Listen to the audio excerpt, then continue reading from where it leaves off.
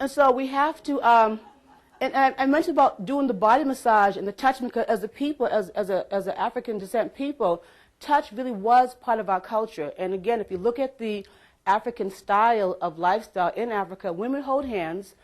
We went to Africa to visit, and the men on each side held my husband's hand, and they walked us from the mosque back to the village, and they sang a song, a beautiful song the whole time. Everyone sang, and everyone held hands. And I saw that even with all the horrors of the Civil War, that I saw little children, maybe the age of 8. I mean, my God, you have to see, you could tell how they touched the hand, their love of small children, and how they embraced, always had a child on, always had the child on the back. We taught the midwives the training, and a baby cries, the mother ran and said, "Why is the baby crying?" Here, babies is crying all day long, no one says anything, we're not there, and that's why their outcomes are better than black Americans. They have physical touch, they truly love children, they think they're beautiful, they're dressed up with their cloth and their head wraps and their, they actually blacken they blacken their gums. I wanted to get that thing, I couldn't get it before I left. It makes teeth look really white. And so they have a whole culture about loving, and the men too, even though the men may be chauvinistic in their own way, and they are in their own way, but they value the woman's pregnancy, they value their children, they love their children, they support the breastfeeding, they know what midwives are, they bring them food. They have their rituals that they do that men do, whether slaughtering a goat or beating a drum to say, hey, there's a new life coming to our village, let's rejoice, let's celebrate. And the whole village embraces a pregnant woman. It's a responsibility of everybody there to do altar building or sacrifices to protect that new spirit. And here, when you're pregnant, we don't do anything. You're pregnant, oh, well, it's your problem, it's your thing, I'm not involved. And so we read what Gina Wood's book put out exactly.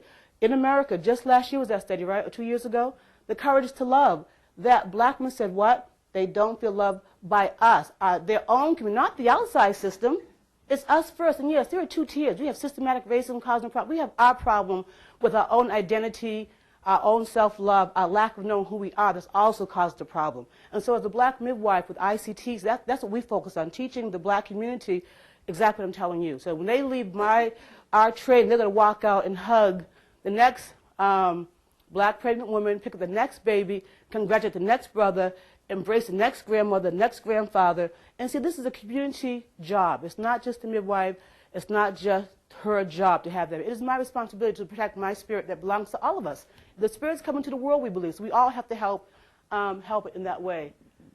So just for you probably read it, just some names. Before I said it was spiritless, there was no name for midwife. Then we became lay, traditional.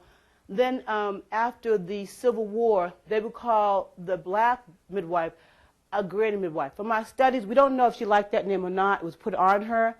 She did tend to be older, which is important because with oldness or elder becomes wisdom. I feel that as a midwife, I'm 20 years old with a woman. I remember she was like maybe about 40, and she didn't want me to help her. I'm like, how come she don't like me? I'm thinking, God, I must have been a real bug back then. Now I'm more evolved, years later. I didn't have the wisdom. I had the skill. I had no wisdom. What did I know at 20? And she's 42 because she's pregnant. It wasn't just catch a baby. I could not support it in the full spectrum. Now I have children that are also grown. I've had my life experience. When this person comes to me, I'm able to give them wisdom, and that's what also cultivates a good family structure and a good family. And so the granny midwife means that she was an elder, a wise woman, someone that had experience. She was a grandmom. Not always a grandmom, though. And the certified nurse midwife came in after these other ones, when the American Association pushed women to be midwives. They made them go through the nursing model. So that's why a lot of nurses have become midwives, because it's the way that the physicians, who are male, nothing against them, can control women. To me, it's a control issue. If we were the first before they existed, and we do a better job, why are you my boss? And all you can do is really cut people. You have no skill. Not all doctors. I'm talking in general. There's those sensitive doctors who do good work. But overall, it's been a real battle. The battle continues. And so to be aware that midwives, nurse midwives, their practices are being closed. A lot of birth centers are being closed across the country. They are not being hired, particularly black midwives. When I run a black midwives organization around the country, so I hear them tell me that I just lost my job, they're closing down, I was the first to go. They were already the last to hire, that's not a joke. And they're the first to go. Just a lot of problems around cultural sensitivity. And then we have the certified professional midwife who went from being the lay midwife. There's another movement where they're pushing midwives like myself to become licensed in the state, which is a good thing, and the new name will be the Certified Professional Midwife. And so again, my job is to put both of those educational tracks in the black community to encourage black women to become either one, but to be a midwife. And then the black midwife she kept traditions. There's a book that's out called The Anthology of Mothering, where an archaeologist was called by her professor. They found the remains of a black midwife in Mobile, Alabama. Her name is Lucretia Perryman. And they researched a really, really in-depth book. They found her blue bottles and sent herbs for abortion and herbs and how she made her money, and she owned property. It's her whole life. But what I liked about it, she said that the black midwife kept beauty standards high in the black community, and that she taught parenting, and that she was the most critical link for keeping the black man involved in the birth process. And that's key. When the black man does not feel he can enter into an institutional setting and not be respected, whether it's a school system, a store, a birth at the hospital, that's important. And that you, as black midwives and providers, are the ones that help these brothers, men, feel included. Whether they have a suit and tie on, because, we know that the struggles that we go through has nothing to do with our clothes. It has to do with our complexion often. So, I will tell them to turn the music down. If it's really heavy gangster, I'm like, you know what, they ain't hearing that right now. So I will be aggressive. Other than that, they I love them. We hug each other. I talk to them about what they need to be talked about. Sometimes they listen, sometimes they don't, but they never hear it. The first black midwife came in 1619. I said she formed the secret societies for the new arrivals, which is how to speak English, what to do, what person to try to stay away from, all those different things that we have no knowledge of. That she provided the birth support during slavery and today. Yes? For the certified professional midwives, and for any levels, does it vary state by state in terms of how you can get paid? Yes. Is there a movement to get legislation? Can you talk to us about reimbursement through the, Yes. So just really quick on that then, it's called PUSH, and it's a movement that's going right now through the entire country that is, bye, see you. I'll give you a call, Anissa. So right now, of course, the nurse midwives are the predominant, well-known profession. They can work in hospital birth centers. They're making their $80,000 and up, depending on where they work. It's good. And we encourage our young women to look at that as an educational track. And then for the certified professional midwife, can only do home births or work in a birthing center.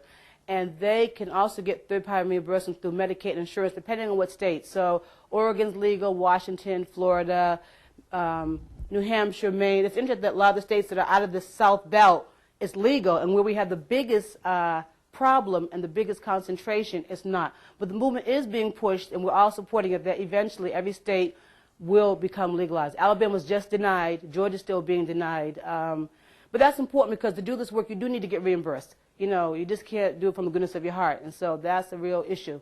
And but we're making progress. Well, I think in the next 3 years it probably will be. Missouri just passed. They just accepted it.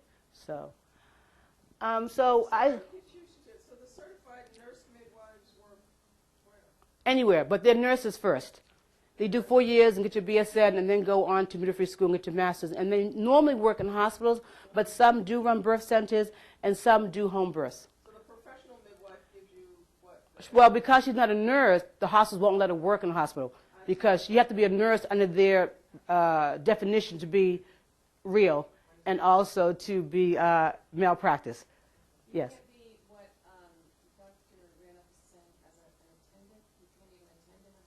Oh, you can. You would go as a doula, but not as a midwife. You would go as a support person. Right. And a lot of home birth midwives do go with their clients if they're transferred, or if a woman says, I don't want a home birth, but I want you to be with me, that midwife can choose to accompany them. And it does make a big difference. They usually have a very good, the thing about that, really quick, that if you are a midwife, so if I see a mom, because I can do vaginals to see how dilated she is, you have to be 10, and if it's a first-time mom who tends to go in right away because she can't tell how far she is, and she thinks that, she's really far along, we can say, you're only 4. So we don't bring them into 8. That means you've been past transit, you're already, you're at the point by the time we get you in the bed, you're going to have your baby. What that does, that allows the mother to be upright. Because what does gravity do? Gravity pulls down. Why are we on our backs? I don't know.